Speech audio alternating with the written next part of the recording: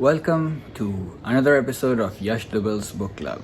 The book we are reviewing today is Screw It, Let's Do It by Richard Branson, the owner of Virgin Business or Virgin Group of Companies. It's a fun fact how they came up with such a bold name, Virgin. When they were deciding what to name their venture, they came to realize that this was their first venture and they were virgin in business, and hence the name Virgin. So let's review this book. Let's roll the intro. Wait a minute, there's no intro again. I'm sorry, it's not yet ready. Hopefully next week, not sure. Okay, so without further ado, let's get to the book. The first thing, and the title itself, Just Do It. So Richard is known as Dr. Yes in his firm. Why? Because he does not say no. He likes to experiment, he likes to do things, but at the same time have fun. So his first venture was starting his own magazine, which was named as Student at the age of 15. Although that did not make any money, but it paved way for his first big break, the Virgin Music Stores, which eventually paved way for funded his next project, which was Virgin Airways. The second thing he mentions is to have fun. So how did he do that? One of the examples in his life is he was running out of money and he really wanted to take his wife out. So he came to know that this British Virgin Islands, if you want to buy out an island, what they do is they offer you free accommodation and a helicopter tour around the islands, and you can choose the island you want, and that's what he went for.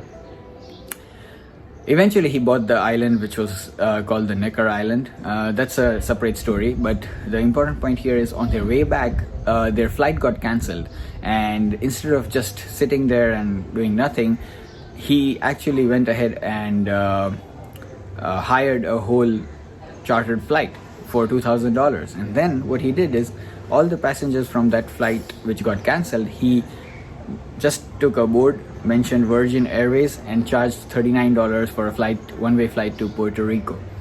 And not only that, he made some money, his flight also became free, and this was some fun way for him to do some business. Little did he know at that time that he will eventually venture into airlines as well. This was after a few years. The next thing he mentioned is to be bold, but do not gamble. He stepped into the airline industry in the year 1984 against all odds. Everyone was like, oh, this is going to fall. But no, they were very successful. In 1996, he ventured into Virgin Trains and eventually made the trains more luxurious and the best rides ever. Then is stand on your own feet. He mentions about the role of his mother played in giving them their kids different activities to do. So one fine day, he was woken up, he had breakfast, and she gave him a bicycle and packed him the lunch, and was asked to go 50 kilometers biking and to return the next day. So it's just impromptu. He did not know where to go, what to do, but then he just went, and when he came back and narrated the whole incident, it was the most amazing thing he had ever done. Then comes live the moment. When he goes out with his family to spend time in a house which they have bought inside a national park in South Africa, his rule is to spend only 15 minutes for business related calls. That's it. His idea is to stay with his family and spend as much time as possible with the family. Value family and friends. His aunt once lent him 7,500 pounds to hire a studio. He later came to realize that his aunt actually put her house on mortgage to get those 7,500 pounds, but his aunt had the faith in him.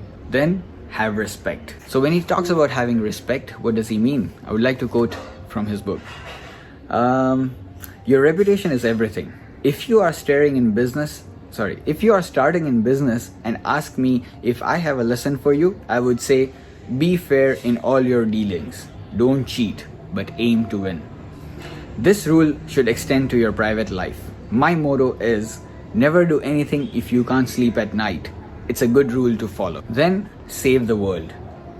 He once met Al Gore, and his whole perception towards the world changed. Current understanding of global warming and the need to cut carbon emissions into the atmosphere before the earth turns around and kills the problem, in this case, you and me, the human race. Just try to curb this situation before earth does that. But what's happening now?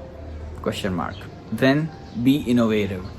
He says, I have never forgotten the lessons I learned at that early age and always pass them on to other people who complain about some perceived hardship in their lives. I tell them, don't let your drawbacks hold you back and use the hand you have been dealt to advantage. Your problems are probably never as bad as you think they are, and there's always a way. And the last but very interesting thing he mentions is do some good. It's said that love of money is the root of all evil. It doesn't have to be. Money can be used for good. The biggest charities in the world were started by rich men and women, but some were begun with next to nothing. Harvard, the wealthiest college in America, is a charitable trust. It started with a few books and just $350. IKEA started in a garden shed. Its parent company is a charitable trust. The man who dreamed up the Big Mac started life selling paper cups. He was someone else who did not believe in wasting time. If you have time to lean, you have time to clean, he always told his staff. Perhaps he was not in a hurry because he did not get the idea for McDonald's until he aged 52. His company now gives $50 million a year to charity. So it's all about perception. With that, I would like to end this week's video. I hope you loved it. See you in the next one. Bye. Take care.